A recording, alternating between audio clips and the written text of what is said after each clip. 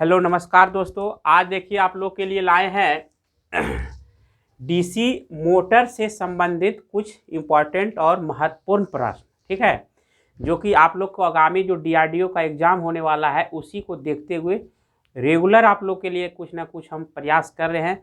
और ये भी आप लोग के लिए एक क्लास बहुत फ़ायदेमंद होगा, इसलिए पूरा और अंतिम तक क्लास को देखिए और मेन पॉइंट क्वेश्चन सब देखिए। हर एग्जाम में क्वेश्चन पूछा हुआ है, कोई ना कोई डीआरडीओ में पूछा है या बिजली बोर्ड में पूछा है, मेट्रो में पूछा है, यूपीपीसीएल, कोई भी एग्जाम में क्वेश्चन पूछा हुआ है। इसीलिए हम वही क्वेश्चन आप लोग को रिवीजन करवा रहे हैं कि पुनः फिर वही क्वेश्चन पूछने की है जो पूरी है जो संभावना होती है। तो देखिए हम लोग पहला क्वेश्चन देखते हैं। कहता है डीसी मोटर में धारा ज्ञात करने का सूत्र। देखिए धारा ज्ञात करने का मतलब आर्मेचर धारा, आई ए से होता है आर्मेचर धारा। तो आर वी बड़का भी है और माइनस ई बी। तो बड़ा भी को हम लोग कहते हैं मोटर में जो धारा देते हैं ना, वोल्टेज जैसे 220 वोल्ट पर दे रहे हैं, जिसके कारण बैक ईएमएफ कितना वोल्ट हो रहा है उस पर, और उसके बाद आर्मेचर प्रतिरोध कितना हो रहा है। जैसे आप लोग को कहा देगा कि आरोपित विद्युत वाहक बल कितना है, 200 वोल्ट है। कितना है, 200 वोल्ट। और जिसके कारण विरोधी विद्युत वाहक बल कितना वोल्ट पैदा हो रहा है, 150 वोल्ट। और आर्मेचर प्रतिरोध कितना है, 50 ओम। तो इसको कैसे बनाइएगा, इसको घटाइएगा तो ये 50 हो जाएगा और बटा 25, कहने का मतलब ये 2 एम्पियर हो जाएगा आर्मेचर धारा। ठीक है, और एक बात ध्यान रखिएगा, हमेशा लोड वोल्टेज से जो आरोपित विद्युत वाहक बल होता है उससे कम होता है विरोधी विद्युत वाहक बल, जिसको हम लोग कहते हैं बैक ईएमएफ। ठीक है, विरोधी विद्युत वाहक बल। तो बैक ईएमएफ हमेशा आरोपित विद्युत वाहक बल से कम होता है। जैसे ये 200 है तो 150, तो घटेगा, काटिएगा 2 एम्पियर। क्लियर। आगे अगला है मोटर में बैक ईएमएफ ज्ञात करने का सूत्र। देखिए एक बैक ईएमएफ ज्ञात करने का सूत्र और था धारा ज्ञात करने का। अब ये बैक ईएमएफ आ गया, बैक ईएमएफ मतलब ईबी। तो ईबी का मतलब होता है बैक ईएमएफ का मतलब होता है 5 इंटू जेड इंटू एन बटा क्या हो जाएगा 60 और गुने पी वाई ए। तो ये फाई क्या है, फ्लक्स। जेड क्या है, जेड क्या है तो चालकों की संख्या है, आर्मेचर में चालकों की संख्या है। एन क्या है, नंबर ऑफ रोटेशन मतलब मोटर के घूर्णन गति। और पी क्या है, मोटर में पोल की संख्या। और ए क्या है, आर्मेचर में समानांतर पथों की संख्या है। अब बटा 60 यानी 60 से भागा दीजिएगा, आपका विरोधी विद्युत वाहक बल निकल जाएगा। आंसर क्लियर हो जाएगा। एक फार्मूला है, आप लोग फार्मूला भी आप लोग को एग्जाम में पूछता है, डायरेक्ट फार्मूले में पूछ देगा निम्न में से विरोधी विद्युत वाहक बल का फार्मूला कौन है। और आप लोग को देखिए एग्जाम दीजिएगा तो जरूर देखिएगा, लगभग 8 से 10 वो फार्मूला पूछते रहता है हर एग्जाम में, टेक्निकल का एग्जाम। अगला, इसलिए आप लोग रट लीजिएगा, ये सब फार्मूला बाबू बहुत इंपॉर्टेंट है।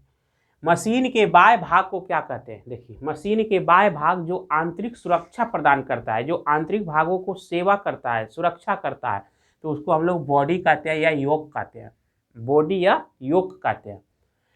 अगला है मोटर के योक किस धातु का बना होता है। देखिए यहाँ पे 2 चीज है, कास्ट आयरन और कास्ट स्टील, या कभी कभी देता है माइल्ड स्टील। क्या देता है, माइल्ड स्टील।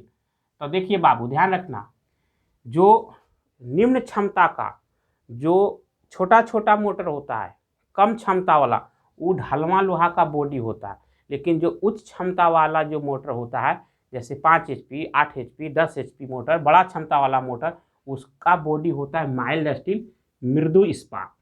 कौन स्टील, मृदु स्टील या मृदु इस्पात भी कहते हैं या माइल्ड स्टील भी कहते हैं। तो निम्न मान के मोटर या निम्न क्षमता वाला या छोटे छोटे मोटर का बॉडी कास्ट आयरन ढलवां लोहा का, और बड़े क्षमता वाला मोटर का बॉडी माइल्ड स्टील मृदु इस्पात का बना होता है। क्लियर। आगे मोटर के फील्ड पोल की संख्या क्या होती है। देखिए मोटर में जो फील्ड पोल होता है जिसपे मेन वाइंडिंग लगा हुआ होता है, वो संख्या पूछ रहा है। फील्ड पोल की संख्या अधिकतम होता है 8 गो और कम से कम होता है 2। आपको हम बताए होंगे इसके पिछले वाला वीडियो में कि पोलों की संख्या अगर बढ़ती है तो मोटर के घूर्णन की संख्या घटती है। ये दोनों में उल्टा संबंध है। ठीक है। अगर 2 पोल की जगह अगर 4 पोल कर देगा तो स्पीड कम जाएगा, 4 की जगह 6 कर देगा और घट जाएगा। और अधिक से अधिक 8 पोल ही लगते हैं मोटर में, और कम से कम 2 पोल। और 2 पोलों के बीच जो एक वो लगाया जाता है जिसको हम लोग कहते हैं कम्यूटेशन रिएक्शन को रोकने के लिए, स्पार्किंग को रोकने के लिए, तो उसको कहते हैं इंटरपोल। 2 पोलों के बीच एक सहायक पोल होता है, ऑक्सिलरी पोल, उसको हम लोग कहते हैं इंटरपोल। इंटरपोल हमेशा फील्ड वाइंडिंग के श्रेणी क्रम में लगता है। क्लियर? आगे, बैक ईएमएफ की दिशा मोटर में किस नियम के द्वारा पता चलता है? मोटर में कह रहा है बैक ईएमएफ ज्ञात करना है, तो नियम कौन नियम लगाएंगे? तो फ्लेमिंग के बायां हस्त नियम। हमेशा आपको बताएं कि मोटर है जो फ्लेमिंग के बायां हस्त नियम पर काम करता है, जबकि जनरेटर फ्लेमिंग के दायां हस्त नियम में काम करता है। आप लोग एकदम रट जाइएगा। ऐसे भी याद रखिएगा, जनरेटर को चालू करेंगे हैंडल से, तो खैका हाथ से दायां से, और अब मोटर को तो बंद करेंगे तो खैक को चटरोस कर देंगे, यानी बामास भी कर देंगे, तो बायां याद रखिएगा, ध्यान रखना। अगला, बैक ईएमएफ आरोपित विद्युत वाहक बल क्या करता है? बैक ईएमएफ मतलब आरोपित विद्युत वाहक बल को, यहाँ देखिए, आरोपित विद्युत वाहक बल को सदैव विरोध करता है। आप लोग को बताए होंगे लेंज के नियम में कि आरोपित विद्युत वाहक बल उत्पन्न होने वाले विद्युत वाहक बल का सदैव विरोध करता है, जिसे हम लेंज का नियम कहते हैं। कहने का मतलब, आप लोग जनरेटर में या आप लोग मोटर में देखते होंगे कि जैसे हम विद्युत धारा देते हैं, ठीक है, और विद्युत धारा से भी मैग्नेटिक फील्ड उत्पन्न होता है और उसके बाद फिर धारा बनता है। तो आरोपित विद्युत वाहक बल उत्पन्न होने वाले विद्युत वाहक बल क्या करता है? विरोध करता है।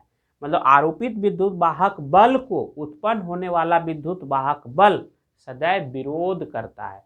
उसी को हम लोग जो नियम में जानते हैं उसको हम लोग लेंज का नियम कहते हैं। और लेंज का नियम ऊर्जा संरक्षण से संबंधित है। आप लोग को बताए थे कल भी क्लास में, और नहीं बताए तो ये भी समझ लीजिए, किरचॉफ का जो वोल्टेज लॉ है ये भी ऊर्जा संरक्षण, और किरचॉफ का करंट लॉ है जो आवेश संरक्षण से है। उसी को हम लोग कहते हैं किरचॉफ का करंट लॉ को नोड का नियम, संगम का नियम, और वोल्टेज लॉ को कहते हैं लूप का नियम। ये सब क्लियर रखिएगा बाबू, ये सबसे एक तो क्वेश्चन पूछ देता है, ठीक है। अगला क्वेश्चन, डीसी मोटर की गति बैक ईएमएफ के अनुक्रमानुपाती होता है हमेशा। मतलब डीसी मोटर के बैक ईएमएफ की गति होता है अनुक्रमानुपाती, मतलब बैक ईएमएफ बढ़ेगा तो वो भी आपका गति भी बढ़ेगा, लेकिन फ्लक्स के व्युत्क्रमानुपाती होता है। फ्लक्स मतलब समझे, फ्लक्स होता क्या है? फ्लक्स सारा काम करता है। जनरेटर में भी फ्लक्स का ही रोल होता है, मोटर में भी फ्लक्स का होता है। तो देखिए क्या होता है फ्लक्स, मतलब जैसे ही कोई भी कंडक्टर में हम धारा देते हैं तो चुंबकीय क्षेत्र पहले होता है पैदा, चुंबक क्षेत्र। जैसे ये है कॉइल, और कॉइल में हम धारा दिए तो एक कॉइल के चारों पट्टी क्या पैदा हो रहा है? मैग्नेटिक फील्ड, चुंबकीय क्षेत्र। और चुंबकीय क्षेत्रों की जब संख्या बहुत से हो जाता है, बहुत रेखा आपस में मिल जाता है, जिसको हम लोग कहते हैं फ्लक्स कहते हैं। क्या कहते हैं? फ्लक्स। उसी को कहते हैं पुंज। क्या बोलते हैं? पुंज। तो वही फ्लक्स में अगर कोई दूसरा कॉइल रख देंगे तो उसमें धारा पैदा हो जाएगा, और अगर वही फ्लक्स में हम घूमने वाला वस्तु रख देंगे जैसे आर्मेचर रोटर के साथ बॉल बेरिंग पर, तो घूमने लगेगा। तो मोटर काम करता है घूमने वाला पर, और जनरेटर काम करता है करंट देने वाला पर। ठीक है, यहाँ तक क्लियर होना चाहिए। फ्लक्स का ही रोल होता है, तो फ्लक्स के उल्टा और क्या होता है? विद्युत वाहक बल के गति का समानुपाती, अनुक्रमानुपाती। अगला, डीसी मोटर कितने प्रकार के? 3 प्रकार के। आप लोग को पढ़ाए होंगे इसके पहले भी, और नए पढ़े हैं तो फिर से समझ लीजिए कि डीसी मोटर 3 प्रकार के होता है। एक होता है सीरीज मोटर, नोट कीजिएगा, डीसी सीरीज, और दूसरा होता है डीसी शंट, और तीसरा होता है डीसी कंपाउंड। ठीक है, याद रखिएगा। इसको डिटेल से हम लोग, आप वीडियो देख लीजिएगा, इसका डिटेल भी हम आप लोग को वीडियो बना दिए हैं, लेकिन इसको शॉर्ट में जानना है तो DC series, DC shunt, DC compound. DC series motor को लोड पर नहीं, बिना लोड पर नहीं चलाने के लिए कहता है, क्योंकि इसका स्टार्टिंग टॉर्क कुछ होता है। और डीसी सीरीज मोटर में होता है कि जैसे जैसे लोड डालिएगा तो आर्मेचर टॉर्क धीरे धीरे घटता है, स्पीड कमता है। लोड हटाइएगा, धीरे धीरे कम कीजिएगा तो बढ़ेगा। तो मतलब कहने का मतलब क्या पता चला कि एन इम्प्रपोर्शनल 1 क्या हो जाएगा, टी। मतलब कि हमेशा टॉर्क बढ़ाइएगा या लोड डालिएगा तो स्पीड कमेगा, और स्पीड को अगर बढ़ाना है तो लोड घटाना है। क्लियर। अगला, डीसी सीरीज मोटर का प्रयोग कहाँ होता है? तो डीसी सीरीज मोटर का उपयोग भारी भारी कार्यों में होता है, जैसे क्रेन में, ट्रैक्शन कार्य में, जैसे रेल इंजन में आप लोग को डीसी सीरीज मोटर का इस्तेमाल होता है। आप लोग को पहले भी बताए थे कि डीसी सीरीज मोटर का इस्तेमाल आप लोग का रेल इंजन में होता है, ट्रैक्शन कार्य में होता है, लोरी उरी, क्रेन मशीन में, ये सब में। अगला, लोड बढ़ाने पर डीसी सीरीज मोटर का टॉर्क पर क्या प्रभाव पड़ता है? तो लोड बढ़ाने पर टॉर्क क्या होता है, बढ़ता है, जबकि स्पीड घटता है। लोड बढ़ाने पर टॉर्क बढ़ता है जबकि स्पीड घटता है, अभी बताएं। अगला, ड्रिल मशीन और ब्लोअर में कौन सा मोटर होता है? तो शंट मोटर। अब कहिए कि शंट मोटर का क्या काम है? तो शंट मोटर एक निश्चित गति पर चलने वाला है, उसका स्पीड कभी घटता बढ़ता नहीं, कांस्टेंट होता है, उसका स्पीड नियत होता है। इसीलिए ये सब में क्या करेंगे, नियत गति वाला मोटर लगाएंगे। तो शंट मोटर ब्लोअर में या ड्रिल मशीन में समान गति से चलने वाला मोटर शंट मोटर होता है, इसीलिए इसका प्रयोग ब्लोअर या ड्रिल मशीन में या पॉलिशर में, ये सब में सब शंट मोटर प्रयोग होता है। अगला, कंपाउंड मोटर कितने प्रकार के होते हैं? 2 प्रकार के। कंपाउंड मोटर मतलब जो सीरीज और शंट का मिश्रण होता है उसको कंपाउंड कहते हैं। तो कंपाउंड में 2 प्रकार के क्या कौन होता है? तो एक होता है कम्युलेटिव कंपाउंड और दूसरा होता है डिफरेंशियल कंपाउंड। ठीक है। कम्युलेटिव कंपाउंड में चुंबकीय क्षेत्र है आपस में सहयोग करता है, जबकि डिफरेंशियल कंपाउंड में एक दूसरे को विरोध करता है। उसका भी वीडियो इसमें बना हुआ है, उसको भी देख लीजिएगा। ठीक है, फिर हम लोग मिलेंगे अब नेक्स्ट वीडियो में। तब तक के लिए thank you, best of luck. और इसको जितना हो सके 1-2 बार रिवीजन कर लीजिएगा, इससे क्वेश्चन 1-2 जरूर आएगा बाबू। ठीक है, थैंक यू।